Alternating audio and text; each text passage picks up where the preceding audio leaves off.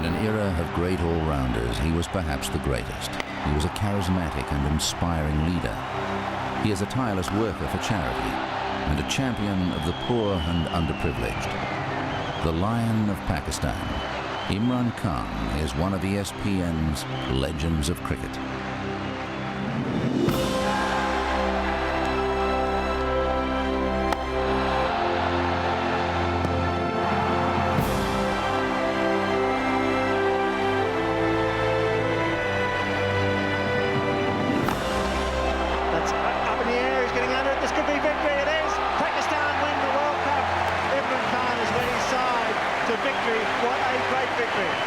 In the twilight of his career, Imran Khan led Pakistan to its greatest triumph, an improbable victory in the 1992 World Cup. When Imran was captain, there was never any question of anyone else being in charge. And I think that, probably more than anything, is what won them that World Cup down in Australia. And more than anything, it's the thing that has put him on a bit of a pedestal in terms of Pakistan cricket. I mean, Imran Khan is right up there, considered to be the #1 man in Pakistan cricket. He was the only one who always would tell us in the team meeting that we are going to win it. He was there always encouraging us, even when we were losing, even when somebody was winning. You know, to keep that spirit going through when you're losing is important. I think he led simply outstandingly well in that World Cup. He's bowled him. He had a presence that managed to make Pakistan into world beaters, and that is the greatest thing that he ever achieved, was unity in the team that he captained. Danny Morrison round the wicket, digs it in short, and Imran's hammered him again.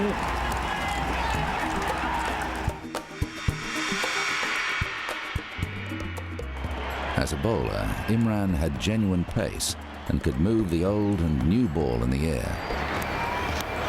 Well, that's got to be close. He didn't offer a shot, and Barnes is out.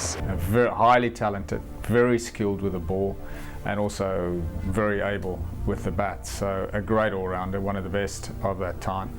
And in Test cricket, he was a difficult opponent because he could bowl really quickly, very aggressively, and make some runs down the order as well. I thought he was an exceptional bowler. He was the first one who introduced reverse swing and genuine pace. If you had a pace meter on Imran Khan, he would have been up around about 87, 88 miles an hour, which for a fellow with an action of economy, was quite good. It's gone. Very positive, very aggressive. He hated to lose against any side.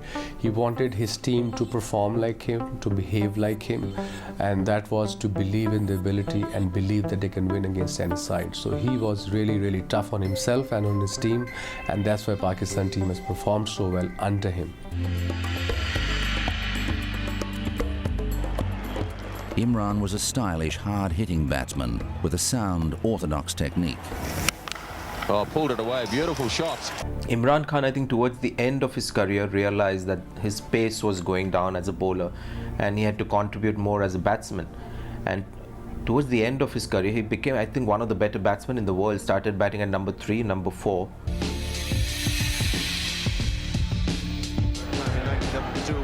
As a captain, Imran led his country with authority and vision. I think he was Pakistan's greatest captain, there's no doubt about it. His ability to motivate youngsters was quite amazing. He passed on the art, he was always talking to the likes of Wasim or Waqar. And I think the attitude, when you see the aggressive attitude and positive attitude of the young Pakistani bowlers, you've got to thank Imran Khan for that, because he was instrumental there. He was always there, the first one to be there at the ground and last one to leave the ground. He was a hard-working to the core, and that's what made him such a successful captain. Imran Khan was, for me, the greatest ever Pakistan captain, and he was the one who could ask or issue instructions and know that they were going to be obeyed. He's the only one I've known over the years who could do that. A wonderful cricketer as well. Drive, that's down the ground, that's knocked away by Campbell. They're going through to the centre, that's 100 for Imran. Well played, a superb captain's knock.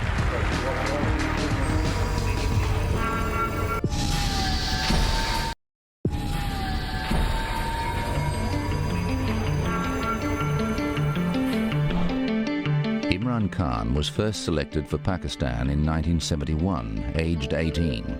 It would be another 5 years before he would establish himself at the highest level.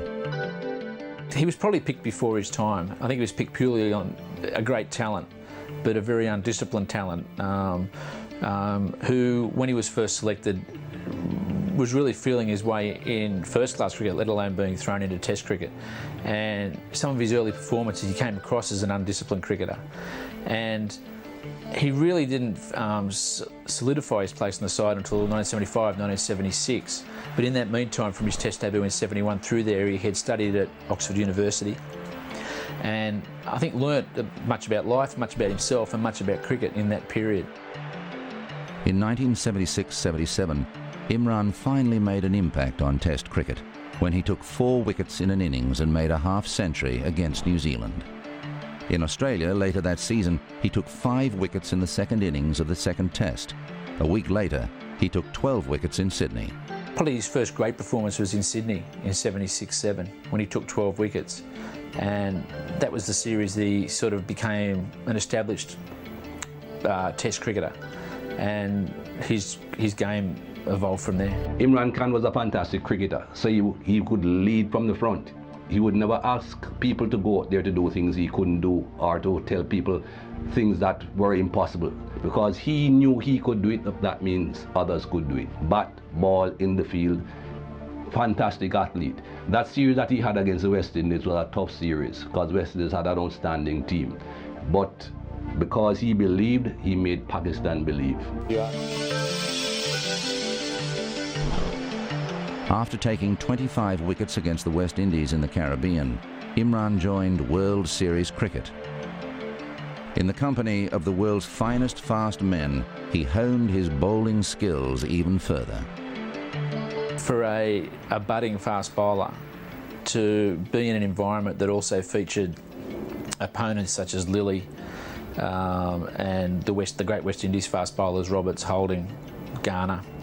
And he also had the good fortune, playing for the World 11 in World Series cricket, that he was playing with fast bowlers such as Mike Proctor. Well, I don't know whether I gave advice to Imran Khan or he gave me advice. It was really a matter of discussing the game of cricket. World Series cricket was a huge challenge. We were quite matey. We just discussed the pros and cons of being all-rounders. I think I must say whatever Pakistan cricket has done after Imran's retirement or Javed Miandad's retirement, those two main guys showed us that how to tackle the world, how to tackle the world cricket and how to beat the world cricket. And after that we won a lot of series against a lot of sides, even their home turfs. And I think that's the positive mark Imran left in me, in Waqar Younis, and in people like Umar Gul, people like Shoaib Akhtar, all these bowlers. And that's what we picked up from him. And I think we should thank Imran Khan to give us the good foundation how to be a great fast bowler. I would say that Imran was the one that I rated very highly. A penetrative new ball bowler. As a batsman, he could bat any sort of innings, where he could bat high in the order and play a very subdued sort of innings, or if necessary, take the attack to the bowler and change the course of the match. And of course, he fielded sort of okay, and he was a captain, and he was more consistent, I believe, than the rest of us. From 1979 to 1982, Imran was clearly Pakistan's chief strike bowler. Against Sri Lanka in 1982, he took 8 for 58 and 6 for 58. Still the best match statistics in Test history for a Pakistani bowler.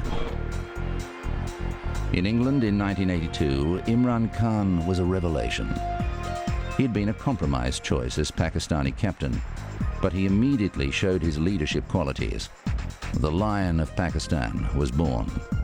What he was able to bring was to a very kind of flamboyant Pakistani team, probably real discipline and edge to them, but allowing them to express their natural talent. Probably Pakistan have not had a captain like Imran, since he's finished, to be able to bring not a team of individuals, but all very different characters. And occasionally you could say that Pakistan were ill-disciplined, but he was able to bring all their talents to the table and to get them to produce.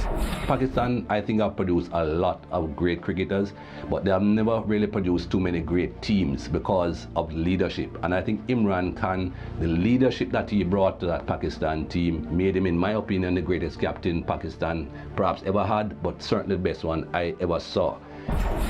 After losing the England series narrowly, Pakistan went on to beat Australia and England at home. In these two series, totaling 9 Test matches, Imran took an amazing 53 wickets. During the 1982-83 series against India, Imran took 40 wickets in the series, despite struggling with what was thought to be deep-seated bruising to a shin. It was later confirmed that he had a severe stress fracture. He would not bowl another ball in Test cricket for 3 years. He didn't play at his peak when he was 30, 31 years old, when bowlers touches their peak of fast bowling. When you get to know as a bowler about reverse swing, when you know as a bowler how to bowl the new ball, Imran didn't play for 2 years because of his shin injury. So I think he got 366 wickets. He would have been easily gone past 450, I reckon, if he would have played those 2 years. But definitely one of the fastest bowlers in that particular era, that's for sure, and dangerous.